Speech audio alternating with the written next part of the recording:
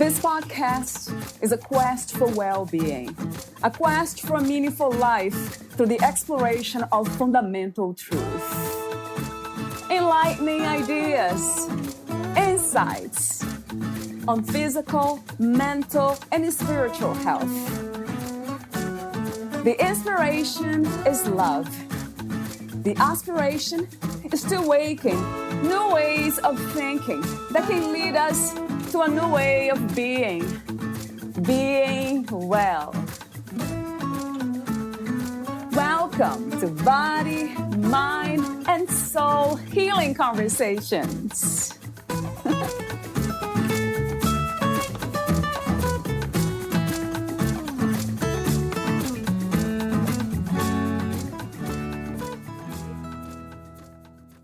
Through Jim's passion for personal development and family enrichment, he was discovering and putting into practice the principles, values, and beliefs that make a life full of peace, joy, purpose, and love possible.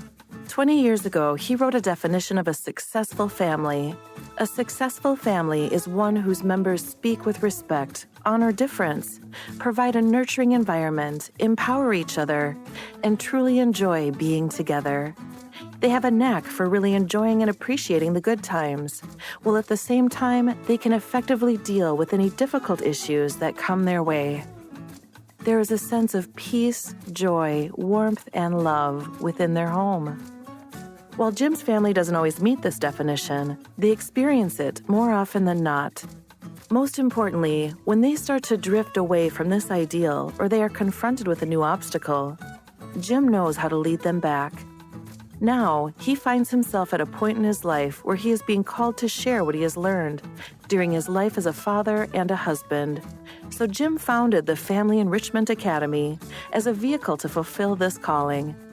The mission of the Family Enrichment Academy is to share 40 years of lessons and hard-earned wisdom, to empower parents to be the hero within their families, to teach the principles, values, and beliefs that will lead to a life and a family full of peace, joy, warmth, and love.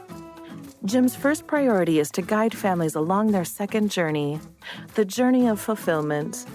His lifetime of study and experience as a husband and parent has taught him that this is where miracles happen.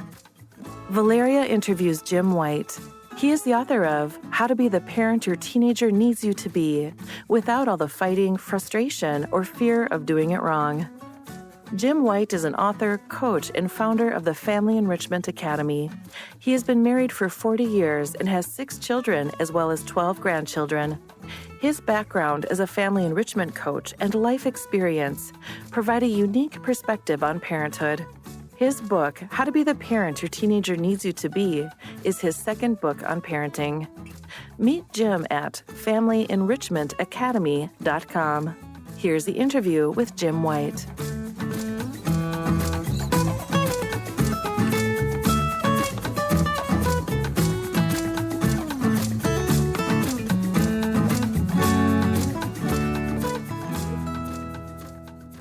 In your own words, who is Jim White?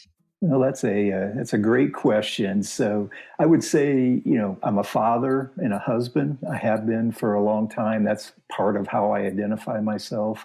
And my wife and I have been married. It's going on 42 years now. We have six children and now have 13 grandchildren. So obviously that whole role is a big part of who I am. And the other piece is really somebody that's always pursued and had an interest in personal development and just growth. How can I grow and learn and become a better person? And I've always had this interest in perspective and mindset and trying to, because it just affects everything, and to try to be more love-based and, really try to choose that for myself. And so part of who I am is somebody that hopefully takes a little bit of a stand, if you will, for choosing a loving perspective and try to set that example, for my family. But then that's part of this work too, is how can I share that idea and vision with other people as well. So it's all about, trying to be as grounded in love as possible. is really my ultimate goal, and it's a journey. I mean, we never really fully get there. It's an ongoing process because things continually sort of throw us off of that and pull us back into more of a fearful mindset. But that's why it's a journey. It's just an ongoing process, and it's all about striving to get there, knowing that you probably will never get it perfect at the same time. Wow. That's beautiful. I have to use that same word. I was about to ask you, like, what's the goal of personal growth? What's the destination, if there is one? But you just mentioned love.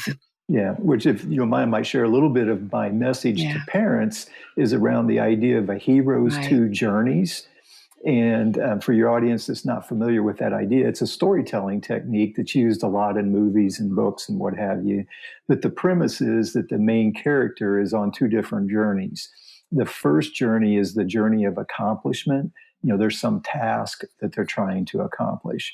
But then the second journey is all focused around internal transformation. It's their journey to become a better person. And I love using that with parents and for myself because all of us are the heroes within our own stories, and we are pursuing those two journeys as well. And a lot of times what happens is our focus is we're so centered on that outside journey and the task that we have to accomplish or the goals that we're trying to accomplish that we really don't give much attention to that second journey, which is that journey of fulfillment or transformation. And I always suggest to parents that that's really where the miracles happen. And that should be the first priority, is how can we move ourselves along that journey of transformation? And as you do that, the outside stuff, those other tasks and goals tend to take care of themselves. True. And so it's a big part of the work that I do is having people be more intentional about that second journey or that journey of fulfillment. Yes, I love that. I read that within the information you sent me, and that makes a lot of sense. So because everything starts with us, we can really try to change the world or change anything without changing ourselves first. It's something that most of us don't really understand, but it's crucial, isn't it, Jim? It is, absolutely. And that perspective, I love the idea of perspective because it implies it's the way you see the world. And so if we see the world through loving eyes, it looks different to us. Yeah. And when it looks different to us, we tend to respond and act differently. When we see it through fearful eyes, we're going to respond and act differently. And then you could be looking at the exact same circumstance and have two completely different responses and two completely different experiences based on how you are seeing that circumstance. Yeah. Which is why I love to encourage people to think about it from the standpoint of perspective. Or sometimes we'll use the idea of mindset. How are you looking at this situation and how else can you look at it? Yes. And that brings me to a question that I didn't plan here. I usually do some homework and I have all these questions, but then they go out of the window listening to you. So you had 6 children. So I'm wondering, when did you kind of establish this wisdom of being loving throughout that journey with your 6 kids? Well, it's an ongoing process. And I would say that it was always there as part of the process. And sometimes when I tell parents, it's about being more love-based, sometimes they say, well, I do love my children. And that's not what I'm saying. And we know that there's love in your heart for your children. The question is, in this moment, right now, how are you responding out of that love or something else? Are you responding? And the alternative is more fearful.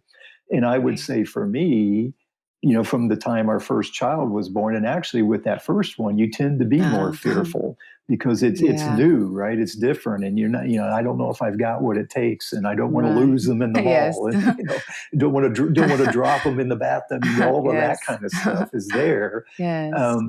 But it just sort of grows from that. And it's interesting. It's part of what you then teach your children. We wanted our children not to go through life being fearful. We wanted them to have that love-based mindset. So when they went out and engaged with the world, they did it from that place, because to me, ultimately, what we want for our children is for them to experience peace, joy, and purpose. That's the three I kind of focus on. Yeah. And that all starts with being love-based. And it, as our children grew, they would have a circumstance that would, challenge them. Maybe they tried out for the school play and didn't make it. And so there's that disappointment that goes with that. And that then you start to have that fear of not being good enough and not fitting in. Those fears start to creep up. And so then it's, okay, how can I support them and empower them to see beyond that and reconnect with the love that they have in their heart for themselves and for just the world and the way they engage with the world. So it's been a journey. So there wasn't like a specific moment for me. Now, back to your original question, it wasn't like there was just one moment that was like, oh, there it is. It's always been there, and it's just continued to be a challenge as we've gone through. Actually, my oldest child is now 38, so I've been a parent for 38 years. And yet we still, it's interesting, you never stop being a parent. Right. And there's always some new challenge or new circumstance that you couldn't have imagined, before that pops up, and it pushes you to continue to develop that ability to be intentional about choosing love. So it's just been an ongoing process for me. And I'm not sure whether it's just my wife and I are dynamic, but that's always been there in my awareness, that there was this choice to make between fear and love. And so it was something I was always working on. And my wife as well. I mean, we do together. Yes. So. You did answer my question. So what I meant about establish is basically establishing that love as a guiding principle. Because there is a moment, I remember a moment in time that happened more profoundly, per se, more powerfully, where it stayed longer, that flavor, that perfume of remembrance. Right. I mean, I love that, the love-based mindset, or living a loving life coming from love, because it is an option. I absolutely agree. So I'm wondering if the process of that is more of healing what blocks love, or basically remembering that we have that option. Yeah, I'm wondering, how do you see that within the process? Yeah, I like the words healing as well as remembering, because I agree. I think it's always in there. Inside of us, we have that love. It's just a matter of whether or not we're connected to it. And so when you say healing, it's like bridging that gap and reconnecting to that. And, I share with people that love has amazing healing attributes. And I share that with parents, because sometimes they'll have their relationship with their child or with their parents, for example, may feel so broken that it's like they don't have any hope that it can ever come back and be healed. But it can, love can heal everything. Yeah. And so it's a matter of kind of taking a stand for that. So, the healing's good, remembering's good as far as a way to view it. But then I also like the idea of choice. I share with parents that you have a choice. And actually, one of the processes that I share in the subject that I teach is a process for making a shift from a fearful mindset to a love-based mindset. And the first step in that is awareness. You have to be aware that you're viewing the circumstance from a fearful place. And I always encourage the parents to use and tune into what they're experiencing as the signal. So if they're experiencing frustration, disappointment, anger, any of those kinds of experiences are a signal that you're viewing the circumstance from a fearful mindset. And so if you feel that, it should be a sign for you to create a pause. That's the next step. Okay, there's a pause. And then in that pause, you have a choice. You can say say to yourself, I have a choice in how I'm going to view this circumstance.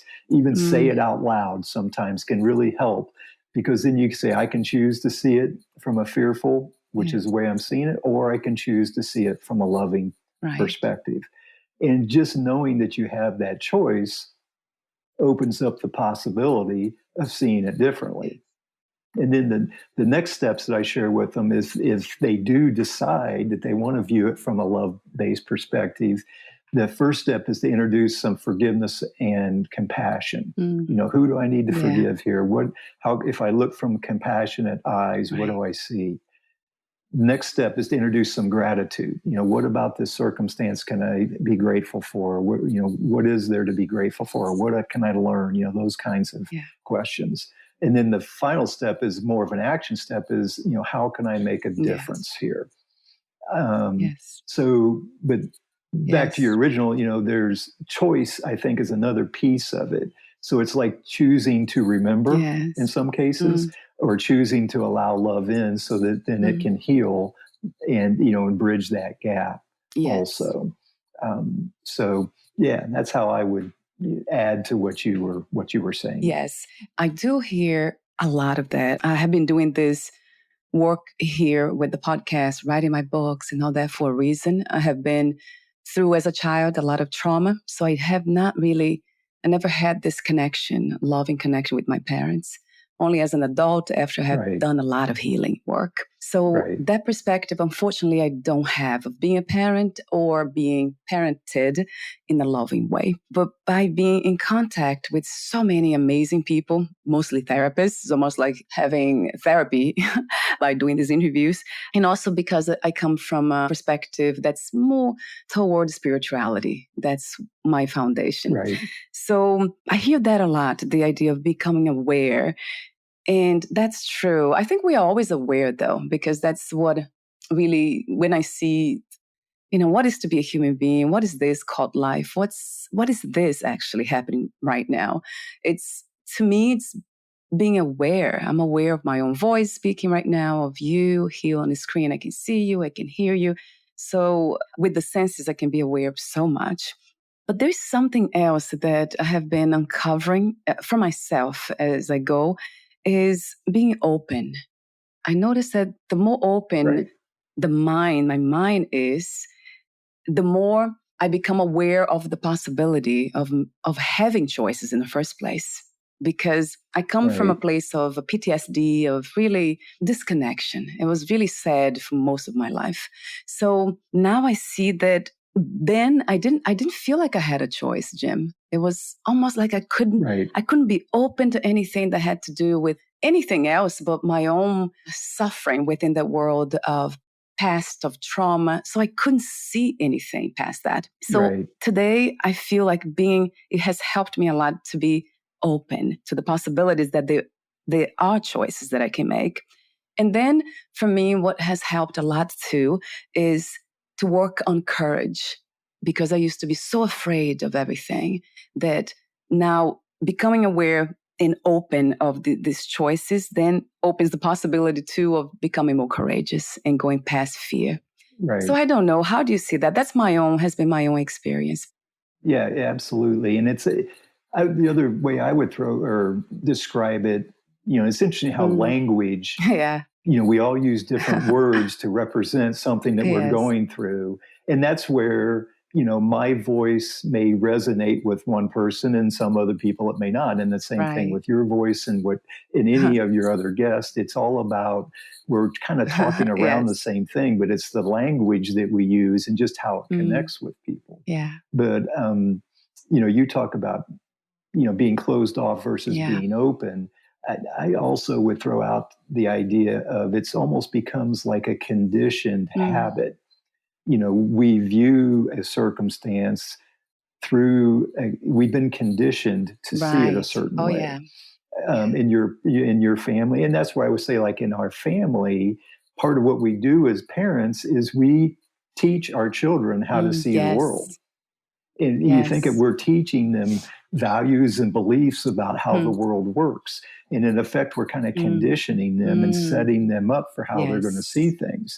And interestingly, what happens a lot of times is, as a parent, we just pass on the way we were conditioned when we were a child. And so that's where I would introduce, there's no choice in it. It's just the way it's always been. And it's the way we have always seen things. And so the idea of introducing, and you said, to open up to the possibility is like opening up to, I have a choice here, or, how else can I look at this to sort of break that habit? I love, a lot of times I use the analogy of health and wellness with people because they kind of get that. I mean, if your habit is every night before you go to bed, you go to the refrigerator, open it up, get a snack, that's a habit that you've been conditioned to do. And if you want to become healthier, you have to develop some awareness and be intentional about choosing to not do that going forward. And it's sort of the same thing around this whole idea of mindset and how we view the world. That's where it all starts from a parenting standpoint, is you start with, how do I view it? Being intentional about being love-based in the way that I engage with the world, including the way I engage with my children. But I'll use it as an example. I always tell parents, your children are always watching you. Yeah. And so if I go to the coffee shop and I get angry and upset and engage with the barista negatively, I'm teaching my child that in that moment. They're seeing me do that. And they're seeing that as the way you behave when somebody gets your order wrong, whatever it might be. Or do I engage with compassion and forgiveness in that same moment? And then that's what I'm teaching my child. So it's that conditioning that we're doing. And as we all know, it's hard to break habits. It's hard to break that conditioning down. And that's part of what you've experienced is in your adult life, you've been trying to, break those habits and recondition your mindset to see your childhood and your relationship with your parents differently. And when you see it differently, that opens up all kinds of possibilities then for how it can move forward. Yes, 1,000,000,000 times to that. Yes. Being able to see the possibility that we can see the world differently. We can see ourselves differently. We can see everything differently by those lens. Yes, that has been my journey. It's into the spiritual realms. That has been my door. Right. So the way you speak to Jim, it sounds very spiritual to me. Talk to me about spirituality. Yeah, it's definitely, I'm around the edges of it. For sure. Because, when you're love-based, to me, that's a spiritual conversation. I would, and so, yes, there's certainly elements there. And that the way I would describe it is that love, it's almost like a life force within us, which is, again, more of a spiritual concept. We have this energy within us that's life. And my view of it is that's energy it's a loving energy. And so part of what we're trying to do is stay connected to that and let that guide us, again, to use some spiritual, like intuition is guided by that loving energy and that loving wisdom that's there. And it, a lot of times we experience disconnect from that.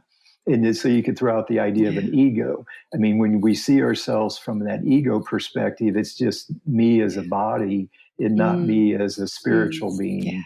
And that ego is disconnected from that loving energy. Yes. And so, definitely there's spiritual components to it, because then, to me, that's, again, back to the peace, joy, and purpose and feeling connected.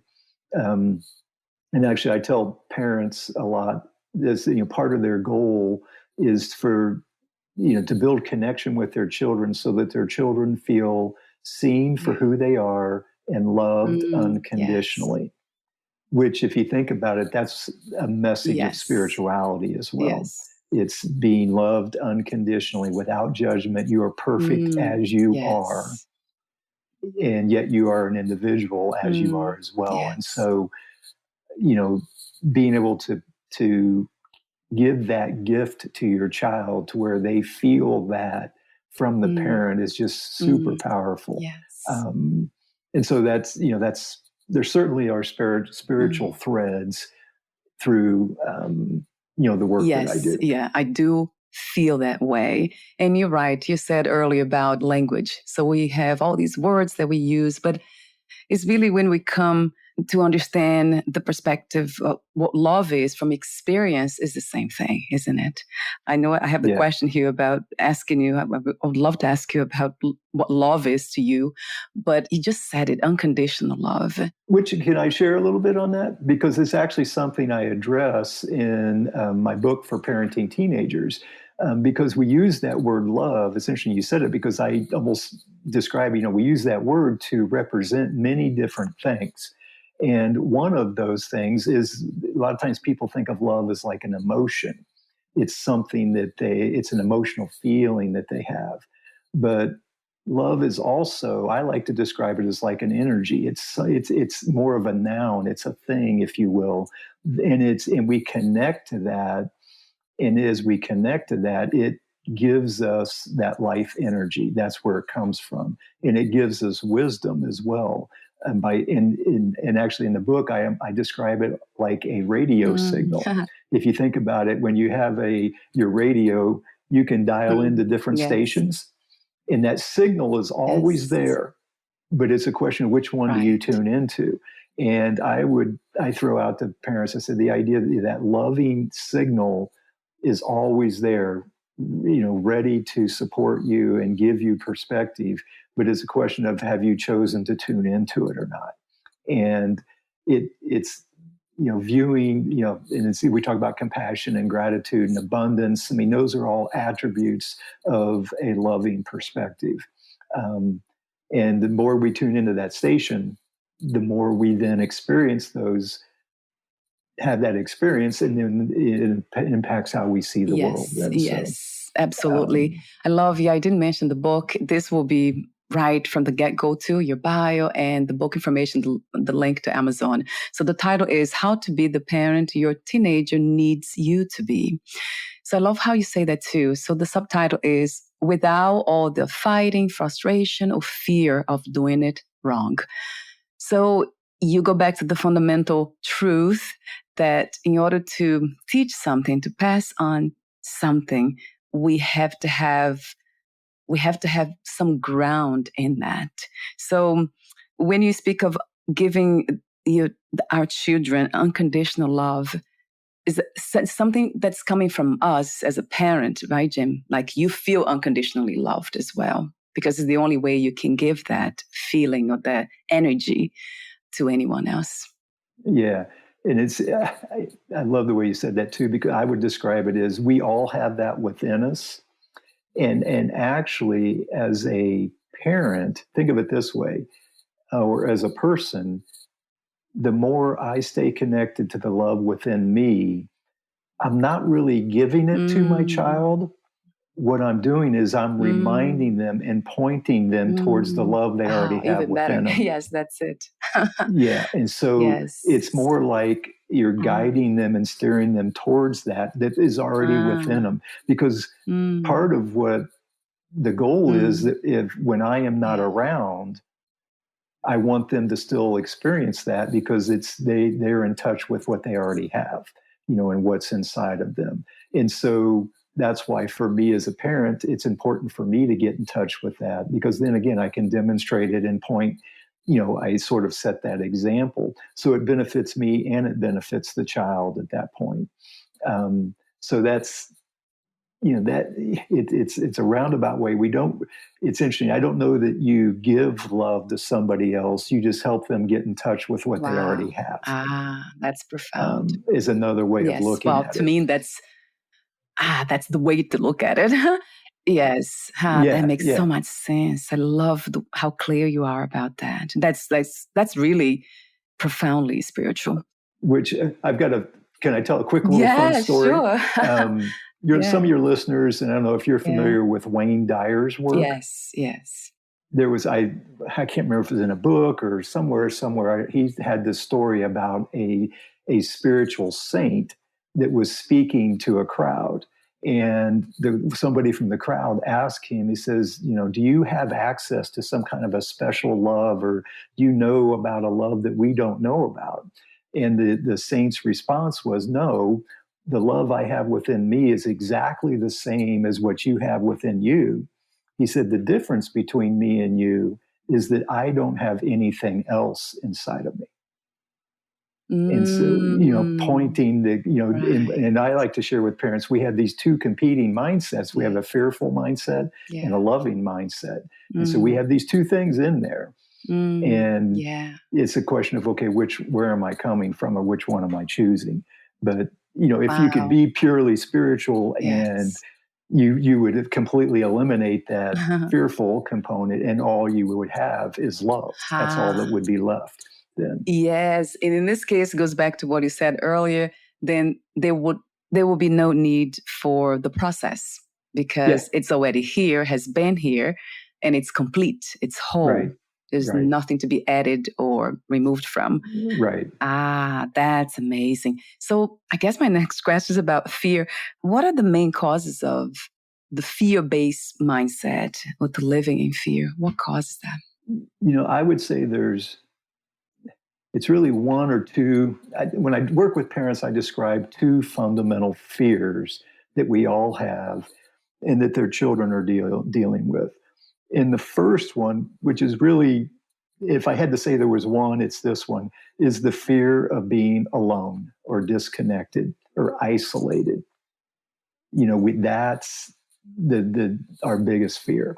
And when we feel that disconnect, we start to see the world from a fearful place, and then it makes us act in ways that aren't necessarily productive. We get defensive, or we get you do all this stuff. But then related to that is the fear of not being good enough.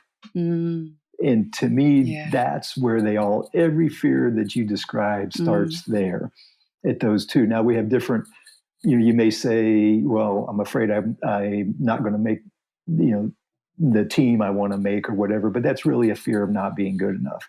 Or, a child, because I'll talk about anxiety with parents, the child's afraid to go to school, or they have anxiety about going to school. Well, when you peel it back, it's about not feeling like they're not going to belong or they're not good enough. To me, those are the two fundamental fears. And to connect that, when I work with parents, I have three key elements to the parenting framework that I share with parents.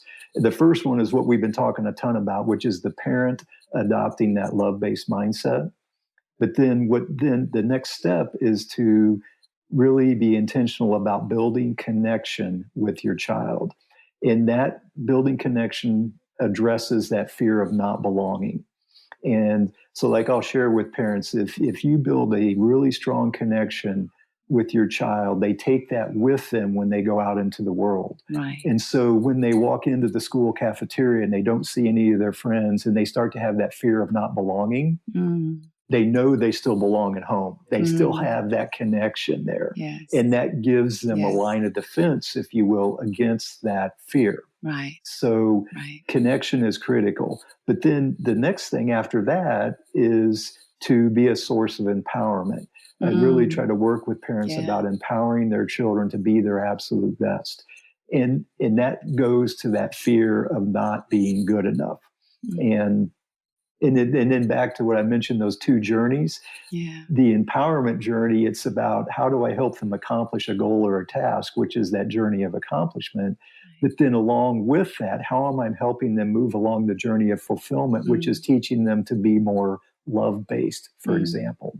And, view the world from that perspective, which is really the gift that you can give the child. So when they go out into the world, they have that perspective. But back to your original question, the two fundamental fears are not belonging, or being alone and isolated, and not being good enough.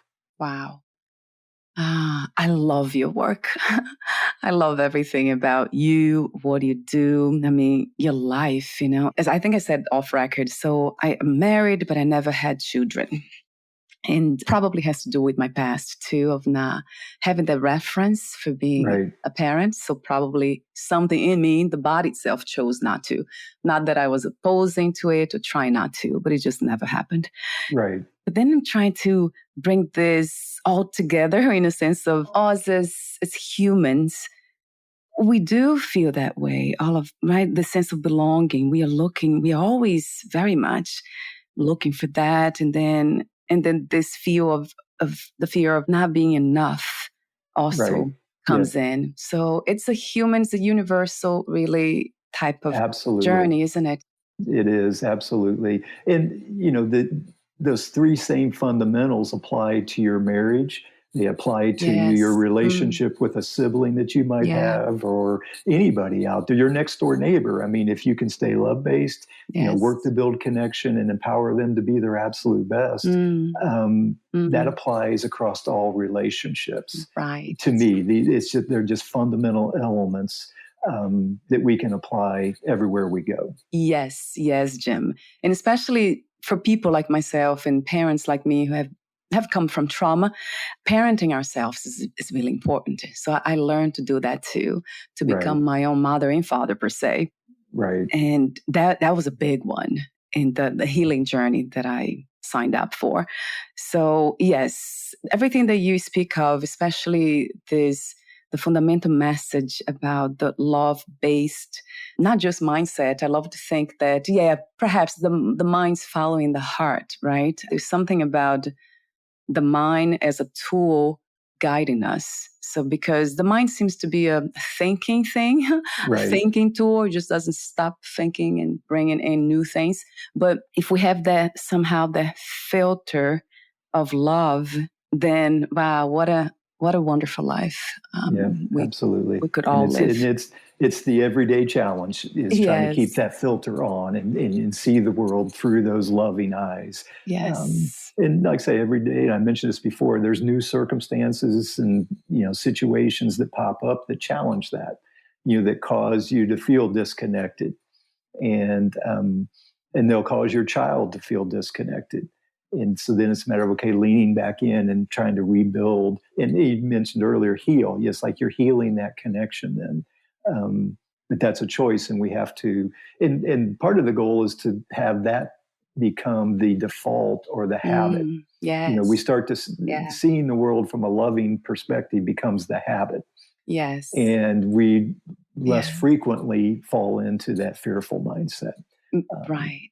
So it's important to be willing to do the work, isn't it? Because I don't know, I don't really think that we have the power to control the world or people.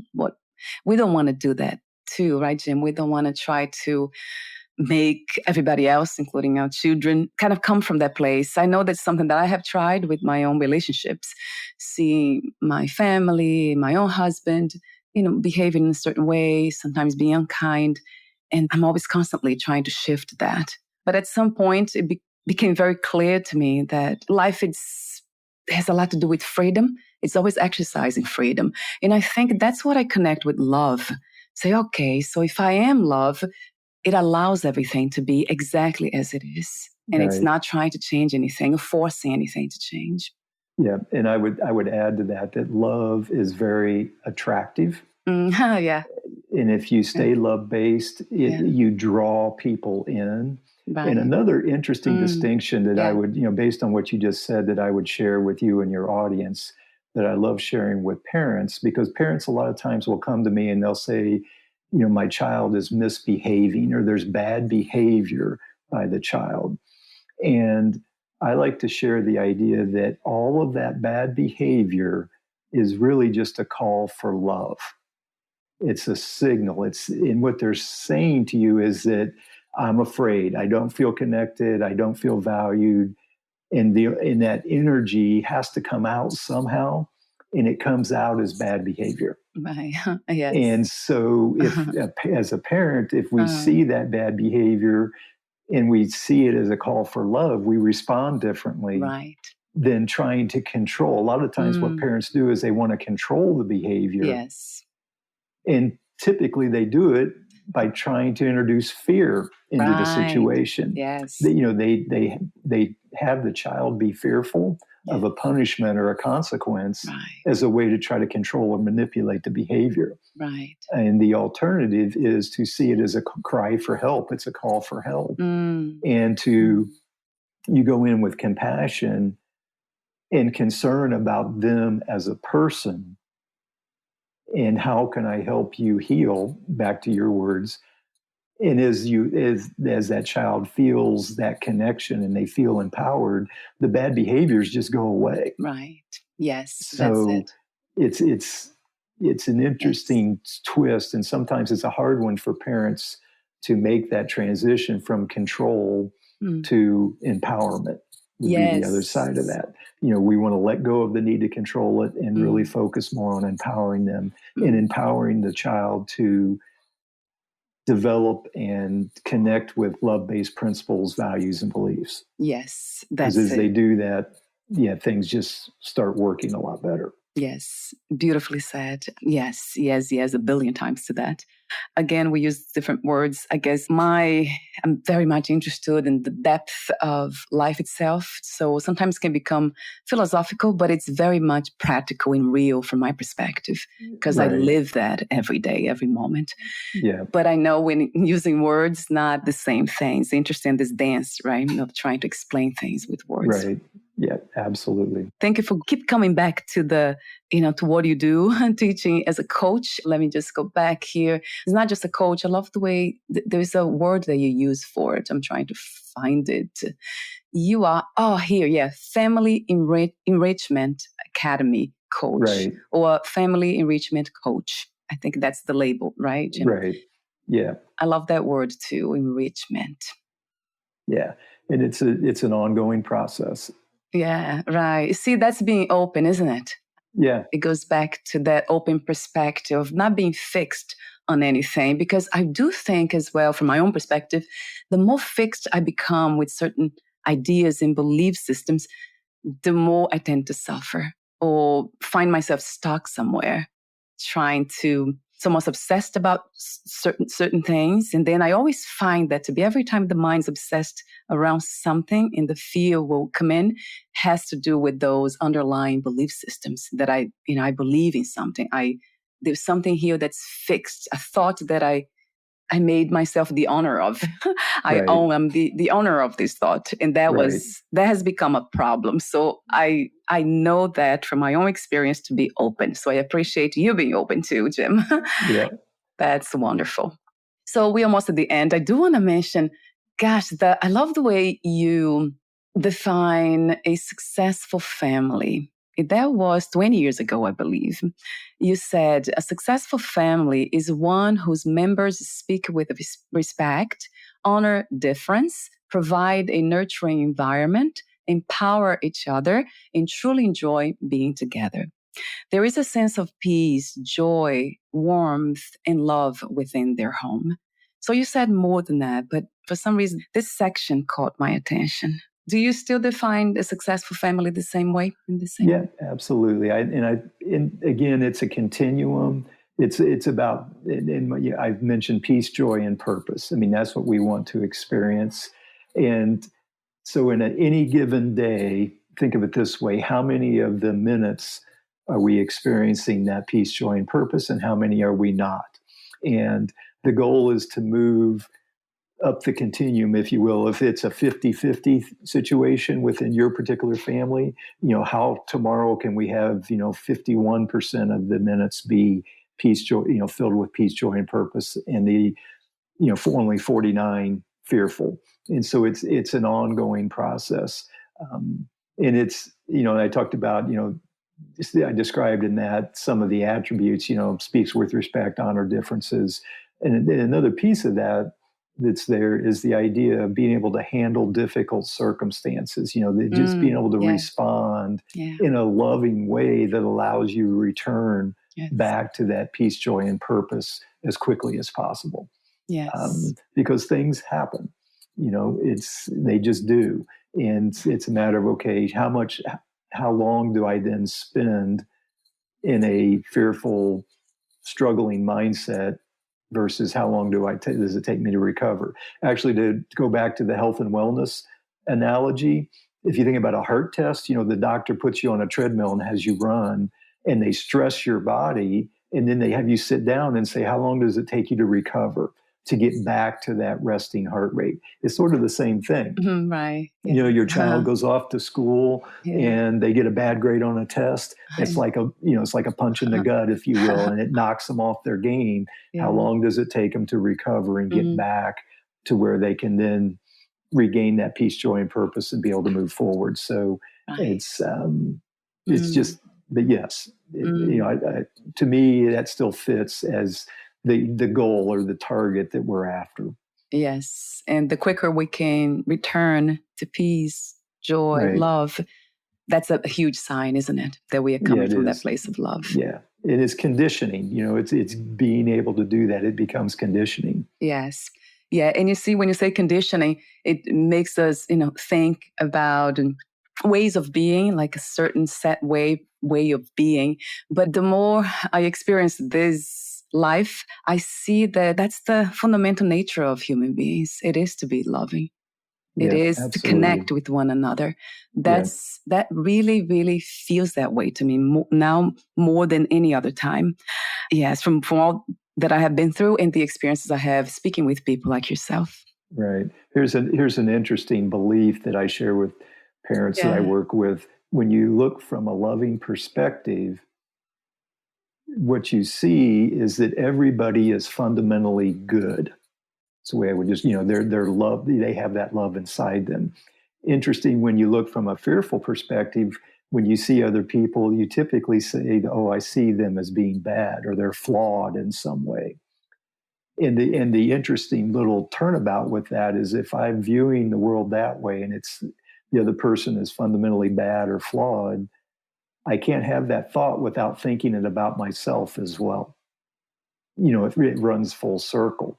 But if I start to see other people as being fundamentally good and having love within them, then it brings back the possibility that that's me as well. Right. Yes. So there's a circular nature to that. For sure. In the sense that everything is connected. It's interconnected, connected already. Right. It's just being aware of that, right? Returning to that connectivity. Yeah. How wonderful. Thank you so much again, Jim, for doing what you do, for being you. It's just incredible how open you are to the possibilities of doing what you do, not just as a coach, but before that, as a parent. You very much, I just was looking on your website, I believe, and then I saw you, because you also offer speaking engagements. You go out there and you speak to people. So I was just like, my God, how wonderful to see people coming from that place of tapping into your nature, your true nature. Yeah, and that's what I saw when I watched you on that video. I appreciate that. Thank you. Truly beautiful. So I wanted to also mention, before we say goodbye for today, I do have a question for you here at the end, but I want to mention the offer, generosity to offer a PDF that provides 10 questions to never ask, because they are conversation killers. And then you include 10 great questions that are conversation starters. So I have the link here, and this link will be on the podcast notes. I'll have your book linked to Amazon, your website, and I also have the free gift. On your services, I want to mention too, one-on-one coaching for parents, speaking engagement, and you also host a podcast titled How to Be the Parent Your Child Needs You to Be. Did I miss anything, Jim? Yeah, and I have an online course as well. Yeah, and that's actually something that's been relatively new. I've taken a lot of the, just the work that I've done and tried to distill it into a course for people, because sometimes they're just, they're not ready to do that one-on-one coaching, let's say, but it's a way to, share information with people as well. And it's called H2J. Remember, I mentioned Heroes 2 Journeys. The H2J Parenting Fundamentals is the course as well. Okay. So I will have that too as a link. Yeah, I did see that on your website. For some reason, I don't have you on my notes, but I will go back to that. Thank you for mentioning. Yeah. HJ2. I do have, I saw that on your website. So I do have the ending question for you. But before that, would you like to add anything else that you left unsaid, or read a passage in your book? I think one thing I would share, and you've alluded to it a couple of times, is that the first step in this process is just being open, or is the word you would describe or used. But I would describe it as having a growth mindset. And so if parents, if they adopt that growth mindset, which means they open up to the possibility of growing and learning, you can't really do anything until you've made that step. And so, if there's, and I've had other interviews I've done where they said, if there's one thing you could tell people, what would it be? As well, you got to open up first. And then that allows you to step into the growth and learning process. Yes. And you mentioned it as well. You used the word open, to open yourself up. Yes. That because has been my experience, because I read a lot and I listen to a lot of people, but in the end, I need to go back to my own experience. What has been helping me to grow, to see the world differently in myself. So that has been, for some reason, keeps coming back as a guiding principle, as a message. Yeah, so thank you for saying that too. We're just using different words, but yes, I see you being the message, not just delivering the message, but being it. And that's what really counts. As you said, children or anybody, really, we're all watching one another, to see. Right. Yep, absolutely. Yeah, we are so connected that in a way to feel, but that sense of not being connected, in a way, it ends when we start kind of see what we share, what we have in common. So there's something about love that we all know. It's very intuitive. I know we don't even need to talk about it. It's there already. But there's something about action, behaving in a certain way that makes a huge difference. And I have seen that too. So, thank you so much again for sharing this profound wisdom again and again. I mean, I cannot help it, but every time the mind listens to it, it opens up a little bit more too in this moment. There's something about being reminded. I think that's what it is for the mind. So my last question to you, Jim, is this one. What 3 experiences you wish everyone to have before they die? Well, that's a big, deep one, isn't it? Yes. Yes. Well, one we've kind of alluded to is just to have that experience of being truly connected to someone else, where there's none of the interference, if you will, that tends to get between us as people. And it doesn't happen very often, but we sometimes have those moments. And it's interesting for me, my personal experience is when I have those moments where I'm really in the presence of that loving energy that I described, it's overwhelming. I cry. I just have this feeling that's just overwhelming when that happens. And my wish for everybody is that they would have an opportunity to experience that, hopefully multiple times. It's just, it's sometimes it catches you off guard. It happens when you're not expecting it. Yeah. But again, we have to be open to it and allow it to happen and allow. And in some ways, it's being vulnerable. Because in order to experience that, you got to kind of really open yourself up to being vulnerable in that moment as well. So I don't know. Maybe I'm going to take your 3 things and just distill it down to that one really key moment, which is to have those moments that really remind us, again, where it reminds us of who we really are and the possibility of being connected and what love is really feels like and what that experience is like. So just that's what I would wish that everybody could have on an ongoing basis. Yes. Another billion yeses to that. Yes. Yeah. I do a lot of talking with the podcast and all, but I feel like there's something that we need more than just information and more knowledge. We do need that energy. That you spoke of love as an energy, and it is an energy. It's a very powerful energy. And that's where I say it's overwhelming when you really let it in. It just like it takes over your whole body. It's an amazing experience when it happens. So I invite all of your audience to be open to that possibility, to let it in. Yes, beautiful. Thank you so much again for the universal wisdom that you share. for being open yourself, and from everything else in between here. Thank you, Jim, for your Well, presence. thank you. It's been an honor, and Yes. I really appreciate the opportunity to share some of the wisdom I've gained over the years. Oh my God, yeah. Thank you so much. Bye for now.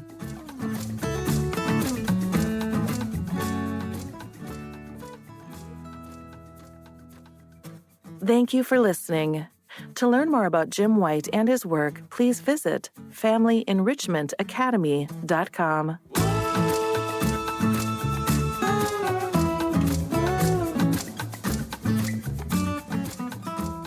To learn more about this podcast, please visit fitforjoy.org/podcast. Thank you again for listening, and bye for now.